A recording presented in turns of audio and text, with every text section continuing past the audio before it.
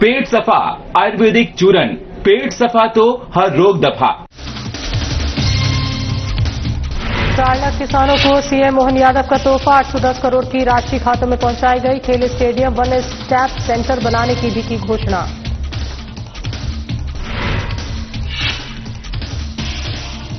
कृषि उपज मंडी के किसानों को सौगात, भावांतर भुगतान योजना के तहत राशि वितरण। सीएम ने 2 करोड़ की राशि की आवंटित।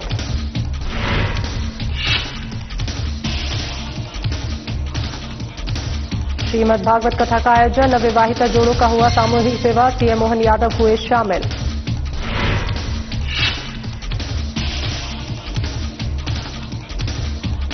सामाजिक, धार्मिक एवं सांस्कृतिक महोत्सव का आयोजन, श्रद्धा उत्साह का साथ मनाया गया सांस्कृतिक महोत्सव। विशेष पूजा अर्चना के साथ हुआ मेले का शुभारंभ।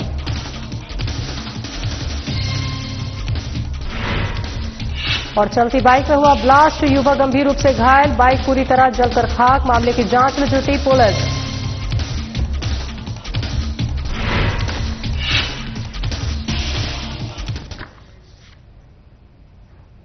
नमस्कार, मध्य प्रदेश की खबरों में आपका स्वागत है। मैं हूं आपके साथ शैलजा त्यागी। तो प्रधानमंत्री मोदी के लोकप्रिय कार्यक्रम मन की बात के 129वें संस्करण को मुख्यमंत्री डॉक्टर मोहन यादव ने इंदौर जिले के शिप्रा ग्राम में स्थानीय निवासियों के साथ श्रवण किया। इस मौके पर विधानसभा अध्यक्ष नरेंद्र सिंह तोमर, बीजेपी प्रदेश अध्यक्ष विधायक हेमंत खंडेलवाल, जल संसाधन मंत्री तुलसीराम सिलावट, सांसद शंकर लालवानी और कई जनप्रतिनिधि उपस्थित रहे।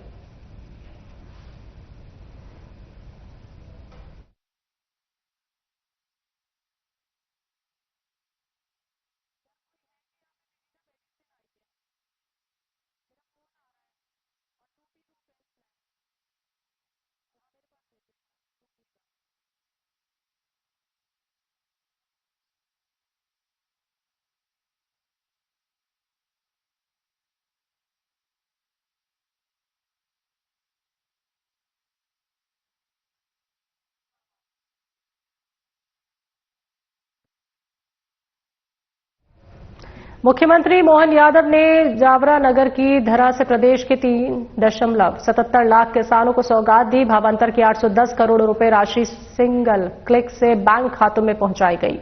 इसी के साथ उन्होंने विधायक राजेंद्र पांडे के अनुरोध पर जावरा में खेल स्टेडियम, वन स्टॉप सेंटर भवन, सूजापुर और ढोंडर में बालिका छात्रावास और पिपलौदा में दिव्यांग छात्रावास बनाने की घोषणा भी की।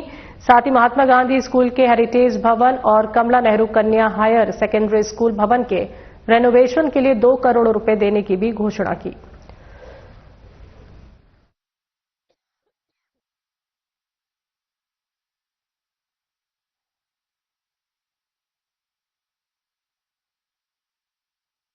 मुख्यमंत्री डॉक्टर मोहन यादव की ओर से भावांतर भुगतान योजना की तृतीय चरण की राशि का वितरण किया जा रहा है, जिसका लाइव प्रसारण का कार्यक्रम मोहन बड़ौदिया कृषि उपज मंडी में देखा गया। इस दौरान मंडी कर्मचारी, किसान, व्यापारी मौजूद रहे। कृषि उपज मंडी के उप निरीक्षक अशोक पाटीदार ने मीडिया को बताया कि मोहन बड़ौदिया कृषि उपज मंडी के कुल 1472 किसानों को 18 नवंबर से 19 दिसंबर तक की राशि 2 करोड़ 1,16,054 रुपए आवंटित हुई है।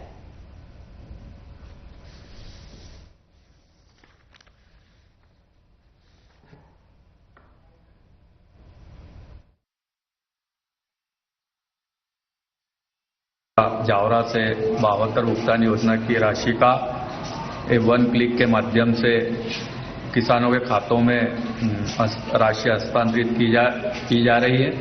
इसके अंतर्गत मोहन बड़ौदिया मंडी के 1472 किसानों के खातों में 2 करोड़ 1,16,054 रुपए के लगभग किसानों के खातों में राशि पहुंचेगी।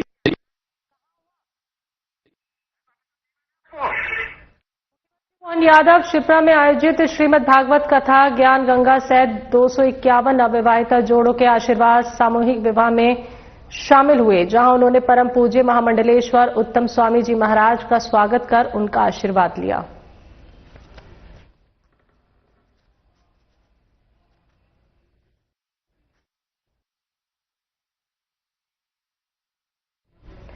परंपरागत एवं प्रति वर्षानुसार बैहर क्षेत्र के आदिवासी बैगा यादव सहित समस्त स्थानीय समाज का सामाजिक, धार्मिक एवं सांस्कृतिक महोत्सव बैहर मंडई मेला का श्रद्धा, उत्साह और सामाजिक समरसता के वातावरण में सफलतापूर्वक संपन्न हुआ। यह आयोजन अष्टमी एवं नवमी के पावन अवसर पर परंपरागत रीति रिवाजों के साथ किया गया। तो मेले का शुभारंभ मंडई झाड़ा में विधिवत पूजा अर्चना के साथ हुआ। इस अवसर पर बैहर के भूतपूर्व मालगुजार परिवार के सदस्य एवं पूर्व नगर परिषद उपाध्यक्ष प्रमोद मिश्रा ने पूजा अर्चना की।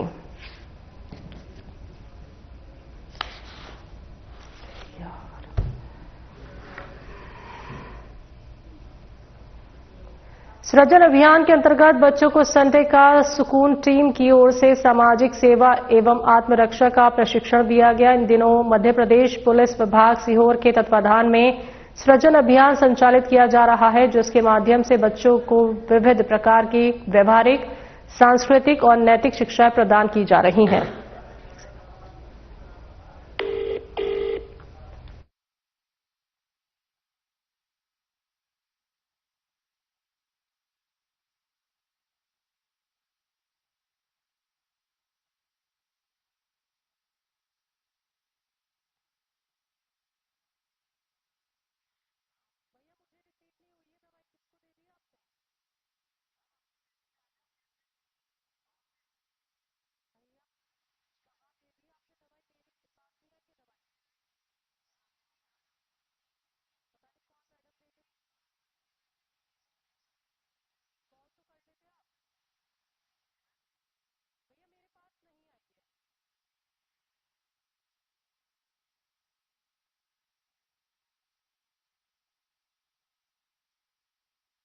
सीहोर में चलती बाइक में ब्लास्ट हो गया, जहां युवक के दोनों पैरों के चिथड़े उड़ गए और उसकी मौके पर ही मौत हो गई। बाइक पूरी तरह जलकर खाक हो गई। हादसे के बाद घटनास्थल पर पड़ी क्षतिग्रस्त बाइक और घायल युवक को देखकर ग्रामीणों ने फौरन पुलिस को सूचना दी। मौके पर पहुंची पुलिस ने जांच शुरू की। फॉरेंसिक टीम को भी बुलाया गया। फिलहाल विस्फोटक की पुष्टि जांच रिपोर्ट आने के बाद ही हो पाएगी।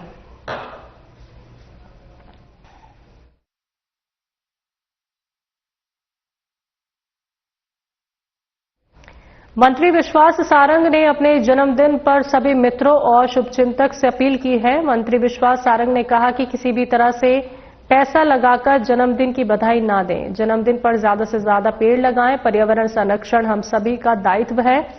29 दिसंबर को जन्मदिन नहीं मनाएंगे। सभी शुभकामनाएं वर्चुअल तरीके से दें।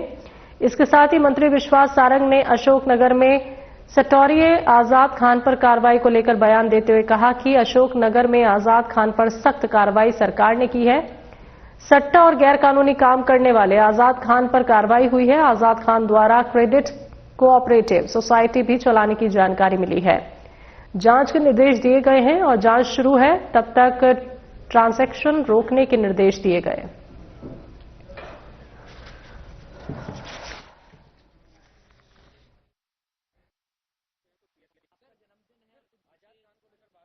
देखिए, कांग्रेस कभी सृजन का काम नहीं करती। कांग्रेस केवल विध्वंस का काम करती है और जो विध्वंस का काम देश के लिए करते हैं उनकी पार्टी का भी विध्वंस ही हो रहा है। राहुल गांधी हो या कांग्रेस का कोई भी नेता हो, उसे केवल ऐशो आराम की राजनीति करना, उनको संगठन से, अनुशासन से, संयम से कोई लेना देना नहीं है। ना वो लोकतांत्रिक व्यवस्थाओं का पालन चुनाव में करना चाहते हैं, ना पार्टी में करना चाहते हैं।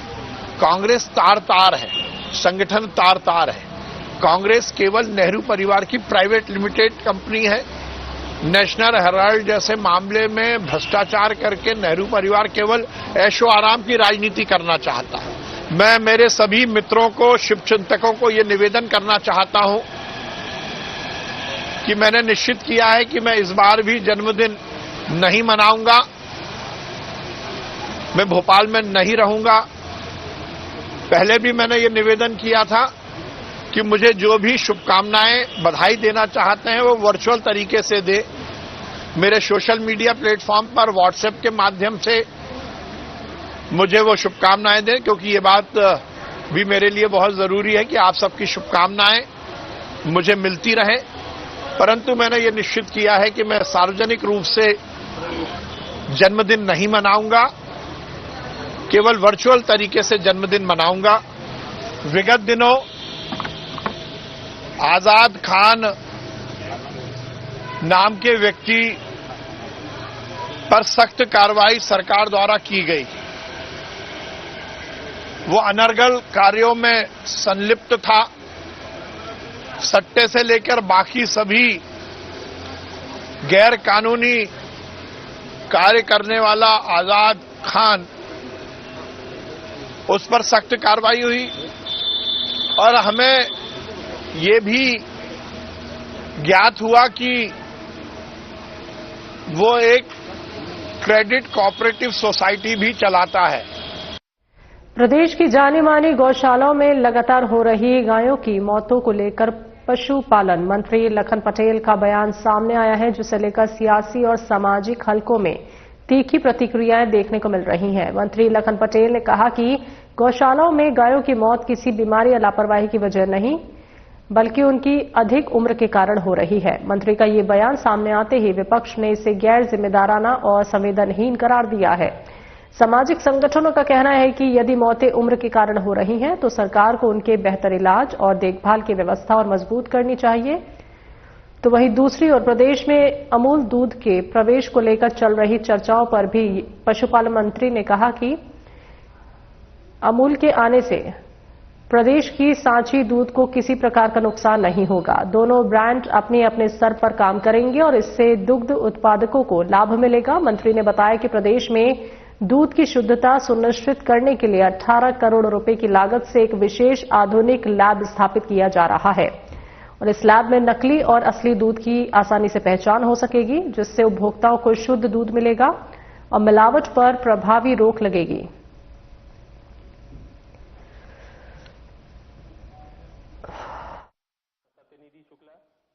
दर्शकों, आपको ये भी बता दें कि लगातार मध्य प्रदेश के मुख्यमंत्री डॉक्टर मोहन यादव ने अभी अपने सरकार के 2 वर्ष पूरे करे हैं। उनके कार्यकाल में कितने काम हुए, इसका लेखा जोखा उन्होंने प्रेस वार्ताओं के माध्यम से सभी को बताया है, मध्य प्रदेश की जनता को बताया है और अपने कैबिनेट के सभी मंत्रियों को ये आदेश दिए हैं कि वे प्रेस वार्ता करें, अपने अपने विभाग का पूरा जो 2 साल का ब्यौरा है, जो लेखा जोखा है, वो प्रेस वार्ता के माध्यम से, पत्रकारों के माध्यम से मध्य प्रदेश की जनता तक पहुंचाए।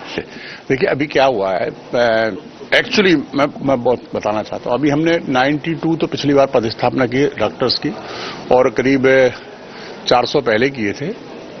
321 अभी पिछले महीने हमने आदेश जारी किए हैं और आने वाले भी 1 महीने के अंदर लगभग 150 ABF और हम पोस्ट करने वाले हैं, क्योंकि जो वेटिंग लिस्ट उठाना थी तो उसमें वो अभी 5 तारीख लास्ट डेट है, उसके बाद हम उसको क्लियर करेंगे, तो 1 महीने का समय लगेगा। सर, पर इतने सारी गौवंश है, उन पे एक पशु चिकित्सक, सर वर्तमान में किस तरह की व्यवस्था चल रही है? मैं इस बात से बिल्कुल एग्री करता हूं कि जितने हमारे पास होने चाहिए उतनी उस रेशियो में हमारे पास कम है और हमारे मुख्यमंत्री जी बड़े संवेदनशील हैं। उनने खुद हमसे कहा है कि आप पूरा निकालिए, कितने आपको और पदों की जरूरत है, आप प्लान करिए, हम उसको स्वीकृति प्रदान करेंगे।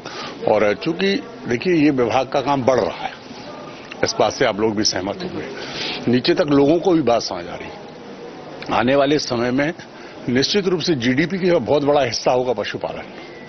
हम आज एग्रीकल्चर को जो जिस तरीके से देखते हैं, मैक्सिमम पे है एग्रीकल्चर जी। और आज अगर हमको आय बढ़ाना है, किसान की आय बढ़ाना है, तो हमको दुग्ध उत्पादन पर जाना पड़ेगा, फिशरीज पर हमको जाना पड़ेगा, हॉर्टिकल्चर पर हमको जाना पड़ेगा। तो ये बड़ा हिस्सा है जो लोगों के जुड़ा हुआ है और हम पेरेंटली करते आ रहे हैं उसको, तो लोगों को ज्यादा कुछ लगता नहीं, किसान खुद उसको अडॉप्ट करता है। लेकिन किसान को भी ये बात समझना पड़ेगी कि ये एक साइड बिजनेस नहीं है ये। इसको जब तक हम व्यापारिक दृष्टि से नहीं देखेंगे, तब तक हमको उतना लाभ नहीं होगा जितना हमको होना चाहिए। तो वो हम अभी दुग्ध संपर्क अभियान के तहत हम यही बात लोगों को बता रहे हैं कि आपको किस तरीके से करना चाहिए, कम लागत में अधिक उत्पादन लें, जिससे हमारी आय भी बढ़े, हमारी लागत कम हो। और एक और महत्वपूर्ण योजना, जैसा हम सब जानते हैं कि आज निराश्रित गौवंश जो पूरा सड़कों पर है, उसको व्यवस्थित करने के लिए हमने एक महत्वपूर्ण माननीय मुख्यमंत्री के नेतृत्व में एक योजना बनाई है, स्वावलंबी गौशाला योजना, जो कि हमारे अभी 29 तारीख को उसका टेंडर 20 जगह हमने अभी निकाला है और 29 तारीख को उसके अंतिम तारीख है, जिसमें पूरी संभावना है कि प्रदेश से कई जगह से लोग आकर के उसमें पीपीपी मॉडल में काम करने को तैयार हैं। उस योजना में बहुत विस्तार से तो नहीं जाना, आपके पास सब उपलब्धता है। हम लोग मिनिमम 5000 गौवंश उसमें रखने की व्यवस्था होगी, जिसमें 30% वो दुधारू जानवर भी रख सकेगा, पशु भी रख सकेगा वहां पर। अभी जैसे मैंने बताया कि 20 अभी हमने टेंडर जारी किए, 20 जगह 19 जिलों में 20 जगह हमने अभी स्थान चिन्हित करके और टेंडर जारी किए हैं। जैसा हम सब जानते हैं कि हमारे यशस्वी मुख्यमंत्री जी का एक सपना है कि हमारा जो अभी मध्य प्रदेश दुग्ध उत्पादन में 9% है, उसको बढ़ाकर 20% ले जाने का जो लक्ष्य रखा है वो निश्चित रूप से हम लोग पूरा करेंगे। और जैसा हम जानते हैं कि अभी एनडीडीबी के माध्यम से जो हमने पिछली बार अप्रैल के माह में हमारे यशस्वी गृह और सहकारिता मंत्री आदरणीय अमित शाह जी के सामने एमओयू हुआ था, उसके परिणाम अब हमको दिखने लग गए। जैसा पहले लगभग 9 लाख लीटर प्रतिदिन हम दुग्ध कलेक्शन करते थे, अब वो आज की तारीख में बढ़कर 12 लाख लीटर प्रतिदिन का कलेक्शन हो गया, जिसका लक्ष्य आने वाले 3 वर्षों में हमने लगभग 36 लाख लीटर 33 लाख लीटर का लक्ष्य रखा है। और जो मुझे पूरा विश्वास है कि हमारी जो समितियां, दुग्ध समितियां पहले कुछ काम कर रही थी, कुछ डिफेक्ट थी, उनको भी ठीक किया गया और 900 के से अधिक समितियां फिर से काम करना शुरू कर दिया, जिसमें कि हमने जो बताया कि दूध कलेक्शन बढ़ा है और बाकी हम और समितियां बना करके और उनको लगभग आने वाले 3 वर्षों में इसको हम अपने लक्ष्य को प्राप्त करेंगे।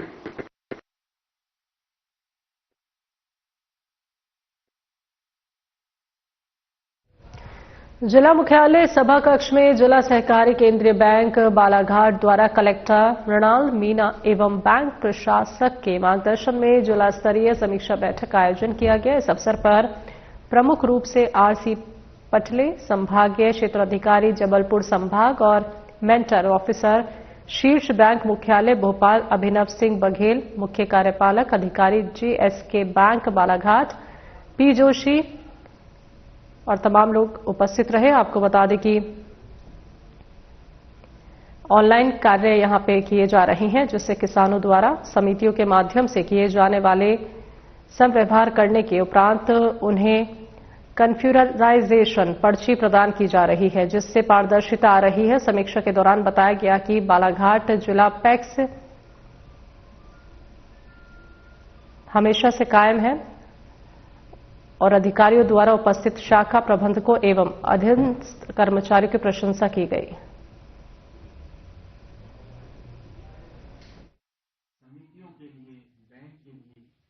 मैं आरसी पटले हूँ। मैं यहाँ प्रेस बैंक में as a mentor officer Balaghat bank के लिए मुझे अपॉइंट किया है।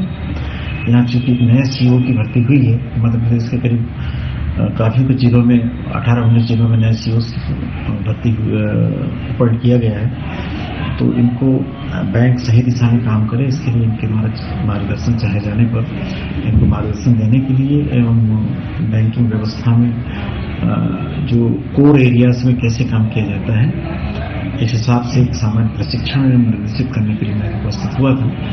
और जिले के सभी शाखा प्रबंधकों को वर्तमान में जो ऋण वसूली, डिपॉजिट और ऋण वितरण और अन्य बैंकिंग कार्यों के संबंध में आवश्यक इनको दिशा निर्देश जारी करने के लिए मैं उपस्थित हुआ। उनको मेरे द्वारा एक प्रशिक्षण के रूप में और निर्देशित करने के रूप में मेरे द्वारा दिया गया। 5 जनवरी को सिवनी में आयोजित प्रदेश स्तरीय बैठक में सीएम से मिलने की रूपरेखा बनेगी। वर्षोपेक्षा का दंश झेल रहे ग्रामीण पटेल कल्याण संघ प्रदेश सरकार से खासा नाराज है, जिन्होंने ग्रामीण पटेलों के अधिकार समाप्त करने और उन्हें मानदेय सहित अन्य सेवाओं से मुक्त करने पर अपनी नाराजगी जताते हुए प्रदेश सरकार पर वादाखिलाफी का आरोप लगाया है। जिन्होंने अपनी विभिन्न मांगों को लेकर ग्रामीण पटेल कल्याण संघ के बैनर तले बैहर के तहसील कार्यालय समक्ष एक बैठक का आयोजन कर महाराष्ट्र, छत्तीसगढ़, हरियाणा सहित देश के अन्य राज्यों की तर्ज पर मध्य प्रदेश में भी पटेलों को उनके अधिकार देने, पटेलों को पूर्व में दिया गया मान सम्मान वापस दिलाने और पटेलों के महत्व को बरकरार रखते हुए उनकी समस्त मांगे जल्द से जल्द पूरी किए जाने की गुहार लगाई है।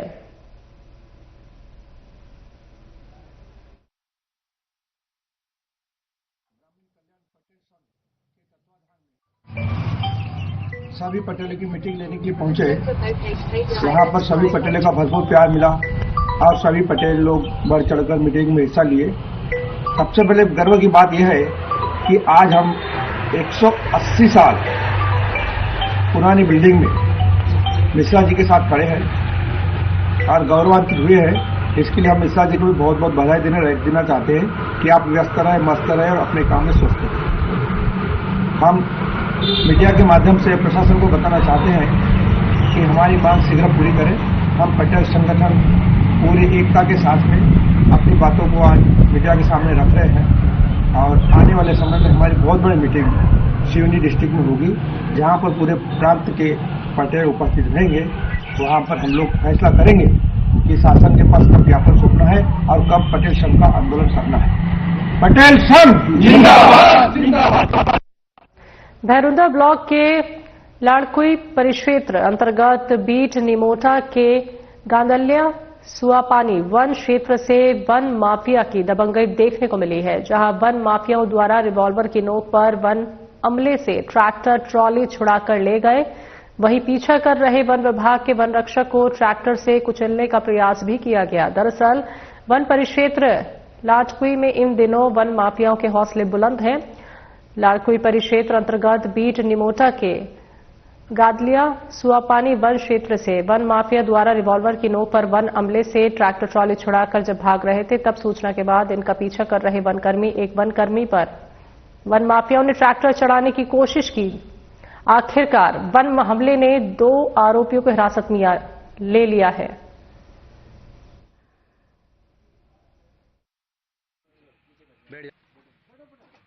मेरा नाम नरेंद्र राजपूत है। मैं अभी वर्तमान में लाड़कुई वन परिक्षेत्र के बीट रफीकगंज में पदस्थ हूं। जैसा कि कल हमें शाम के समय मुखबिर द्वारा सूचना प्राप्त हुई थी कि कुछ लोग बीट रफीकगंज में अवैध कटाई कर रहे हैं, तो जिसकी हमने वरिष्ठ अधिकारियों को सूचना दी और एक दल गठित करके हम मौके पर पहुंचे तो हमने देखा कि कुछ लोग वहां पर अवैध कटाई कर रहे हैं। हमने उन्हें रोकने का प्रयास किया तो वो वहां से ट्रैक्टर ट्राली लेकर भागने लगे और जब हमने उनको सामने से रोकने का प्रयास किया तो उन्होंने मेरी गाड़ी पर ट्रैक्टर चढ़ा के मुझे कुचलने की कोशिश की और वो वहां से भाग निकले। उसके बाद हमने जो पीछे रह गए 2 आरोपियों को मौके से पकड़ा पीछा करके और उनके जो नाम हैं वो राजवीर सिंह जाट, पिता शिवराम जाट, निवासी निमोटा, और एक अन्य व्यक्ति जो है उनके साथ में जो बता रहा है कि मैं उनके यहाँ पर हाल ही का कार्य करता हूँ, उसका नाम श्रीनिवास पिता रामकरण जाति गोंड निवासी निमोटा है। और इसके आपने वरिष्ठ लोगों को बताया गया है? जी, इसकी पूरी सूचना हमने वरिष्ठ अधिकारियों को दी है और उसका प्रकरण पंजीबद्ध किया गया है। अग्रिम कार्रवाई हेतु आपको वरिष्ठ द्वारा बता दिया जाएगा। शासकीय प्राथमिक शाला अल्लाह का भवन जर्जर और क्षतिग्रस्त होने के कारण कभी भी दुर्घटना हो सकती है। जर्जर और क्षतिग्रस्त भवन होने के कारण बच्चे भवन के बाहर खुले में बैठकर पढ़ने के लिए मजबूर है। क्षेत्र की जनता ने नवनिर्मित भवन निर्माण को लेकर अनेक वर्षों से मांग कर रहे हैं, फिर भी नवनिर्मित भवन नहीं बना है। ग्राम पंचायत अल्लाह के क्षेत्रवासियों ने सरकार से नए भवन बनवाने की भी मांग की है।